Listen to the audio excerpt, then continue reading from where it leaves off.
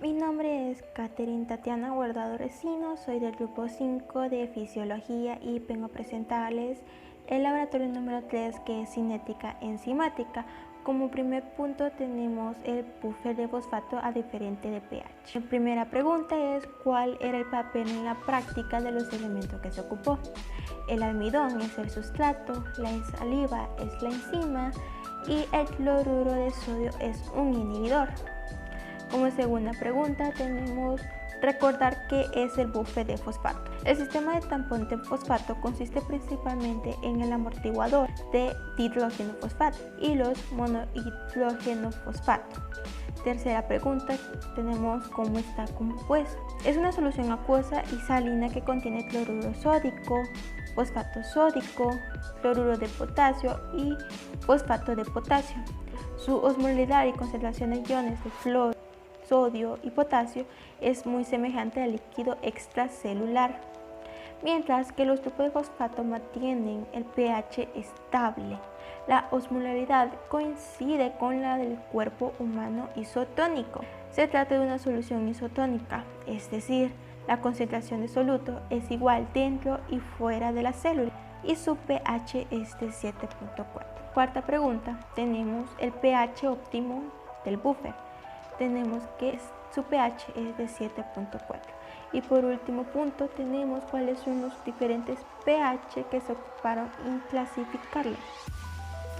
Cada tubo tenía sus diferentes pH. Tenemos que el tubo 1 era de 5.4, el tubo 2 era de 6.0, el tubo 3 era de 6.8, el tubo 4 era de 7.4 y el tubo 5 era de 8. Ahora bien, clasificarlo en pH, sabemos que la clasificación de pH de ácido-base, sabiendo que del 1 al 6 es ácido, el 7 neutro y del 8 al 14 es base. Como vemos en el tubo del 1 al 3 es ácida, ya que conforma del tubo 1 5.4, tubo 2 6.0 y tubo 3 6.8. Y tenemos que en el tubo 4 es de 7.4, así que es neutra. Y el último tubo, que es el 5, es de 8, por lo tanto es base. Ahora pasamos con el siguiente punto, que es como segundo punto tenemos el almidón al 2%. Para empezar, la primera pregunta, ¿qué es el almidón? El almidón es la sustancia con la que las plantas almacenan su alimento en raíces como la yuca, la patata, frutas y semillas, pero no solo es una importante reserva para las plantas, también para los seres humanos tienen una alta importancia energética, proporciona gran parte de la energía que consumimos los humanos por vía de los alimentos. Desde el punto de vista químico, el almidón es un polisacárido, el resultado de unir moléculas de glucosa formando largas cadenas, aunque pueda aparecer otros constituyentes en cantidades mínimas. El segundo punto tenemos qué quiere decir al 2%. Es una macromolécula. El almidón es una macromolécula que está compuesta por los polímeros distintos de glucosa, la amilosa en proporción al 25% y la amilopectina al 75%. La estructura del almidón podemos observar que la primera estructura, una almidón amilasa, esta cadena adopta una disposición helicoidal y tiene 6 monómeros por cada vuelta de hélice.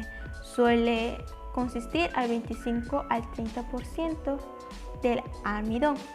Y la última estructura tenemos que es la amilopectina.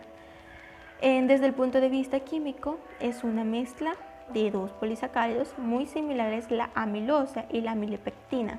Contiene regiones cristalinas y no cristalinas en capas alternadas, puesto que la cristalinidad es producida por el ordenamiento de las cadenas de amilopectina. Los granulos de almidón cereo tienen parecido grado de cristalinidad que los almidones normales. Ahora Pasamos a la siguiente pregunta, que es ¿cuáles son los enlaces que tienen?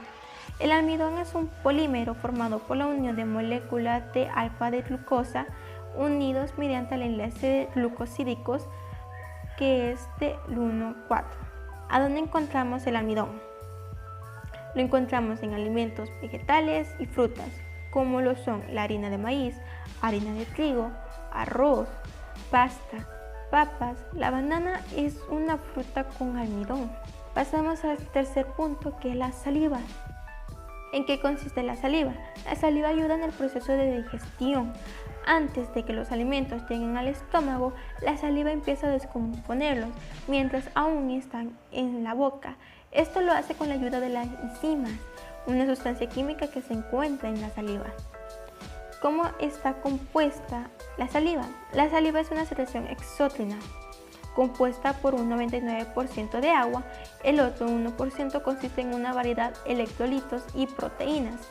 En su conjunto, estos compuestos se encargan de diversas funciones que se atribuyen a la saliva.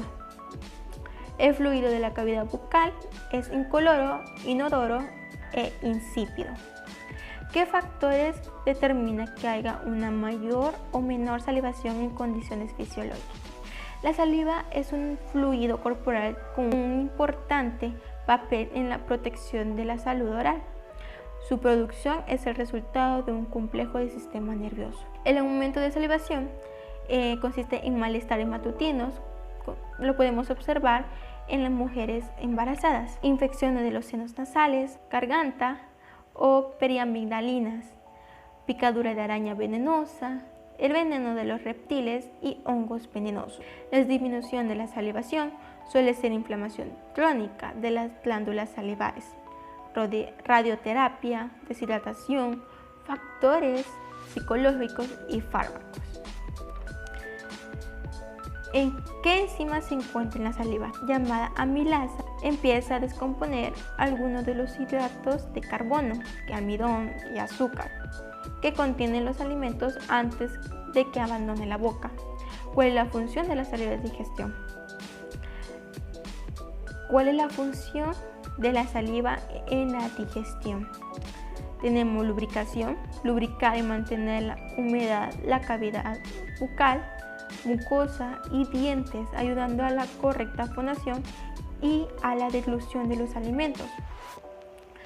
También modula selectivamente la adhesión de los microorganismos a la superficie de tejidos orales, lo que contribuye al control de colonización de bacterias y hongos. Y la función digestiva ayuda a la formación del bolo alimenticio por la acción de enzimas que presenta. Asimismo, facilita la deglución. Amilasa. ¿Qué tipo de enzima es? Es una enzima hidrolasa que tiene la función de catalizar la reacción de hidrólisis de los enlaces 1,4 entre las unidades de glucosa al digerir el glucógeno y el almidón para formar fragmentos de glucosa, dextrinas, maltosas y glucosa libre. Los carbohidratos se producen en el páncreas y en las glándulas salivales. Cuando el páncreas está enfermo o inflamado, se libera amilasa. En la sangre se puede hacer un examen para medir el nivel de esta enzima en la sangre. ¿Cuál es la catálisis? La alfa-amilasa es una enzima que cataliza la hidrólisis de los enlaces alfa-glucosídicos, de los enlaces alfa-glucosídicos, de los polisacáridos alfa-glucosídicos de alto peso molecular, tales como el almidón y el glucógeno, liberando glucosa y maltosa. ¿Hay un tipo o varios tipos de enzimas? Solo hay un tipo de enzima, que es la hidrolasa. Tenemos una clasificación como es el alfa-amilasa, beta-amilasa. ¿Cuál es la función de la amilasa? Las amilasas pueden ser añadidas a productos alimenticios o complementos alimenticios para mejorar la digestión de los carbohidratos. Pueden encontrarse fácilmente en productos ricos en hidratos de carbono o complejos enzimáticos dirigidos a mejorar la digestión. Como cuarto punto tenemos el cloruro de sodio de 0.9%. ¿En qué concentración se encuentra el cloruro de sodio si tengo 0.9? Para eso utilizamos la primera fórmula que vimos en el laboratorio número 1, que tuvimos que sacar la osmolaridad. Y aquí podemos observar que sacamos la osmolaridad, que fue de 307.7 milosmoles entre litros. Como siguiente pregunta tenemos ¿a dónde se ocupó el cloruro de sodio en la práctica? El cloruro de sodio se ocupó para diluir la saliva. Y por último punto tenemos ¿se alteró o no se alteró la reacción enzimática? Antes vimos que los tubos estaban teñidos con un azul muy intenso, y al agregarle la adición de la enzima, que en este caso es la saliva, empieza a decolorarse volviendo un color azul claro. Como siguiente punto, el paño María.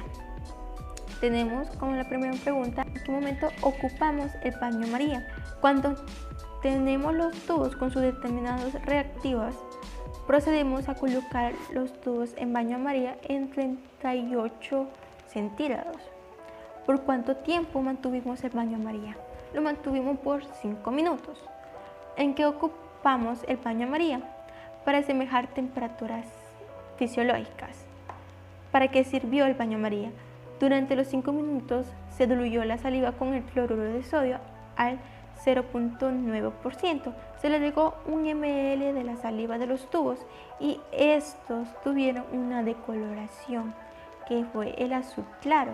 Y por último punto tenemos el yoduro de potasio, que es conocido como Lugol o como Ki. ¿Cuál es el color original de los reactivos? Del reactivo de yoduro de potasio fue de color amarilla. Se vio que cambió de color característico. ¿Y por qué? Al colocar el yoduro de potasio se evidenció la coloración azul, un azul fuerte. ¿Por qué? Porque estos tubos respondieron a una gran presencia de almidón. ¿Qué fue lo que lo coloreó? El buffer de potasio con sus diferentes pH más el yoduro de potasio, que ocurrió la coloración azul. ¿Qué fue lo que coloreó la enzima o el sustrato? Lo que coloreó fue el sustrato. ¿Por qué cambió el color azul intenso o un claro cuando solo era un buffer de potasio? Era cristalino, es decir, transparente al agregar el yoduro de potasio. Se convirtió en azul intenso por la evidencia de la presencia de almidón. Una vez colocamos en baño amarilla y luego le echamos el ml de la enzima, ya que la saliva es una enzima, obtuvimos una decoloración azul claro. ¿Por qué hubo un cambio de intensidad de colores en el caso de yoduro de potasio? Como dijimos anteriormente, hubo un azul intenso porque había una gran presencia de almidón, y al colocar el ml de la enzima se decoloró y se convirtió en un azul más claro. Como por último punto tenemos unas gráficas que tenemos que en el tubo 1 tenemos que su coloración fue de 1, la intensidad de color 1, el tubo 2, la intensidad de color fue 2, el tubo 3, la intensidad de color fue 2 también, el tubo 3, la intensidad de color fue 4 y por último el tubo 5 fue de una intensidad de color 5.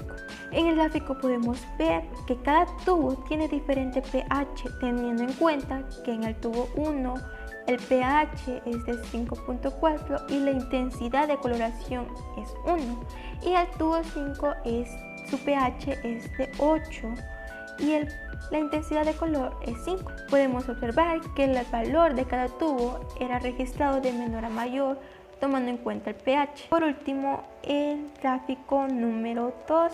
En el gráfico podemos ver que en el cambio de coloración, que es la evidencia de la reacción, fue más lento debido a que las temperaturas en las que se encontraba cada buffer era diferente. Eso es todo. Muchas gracias.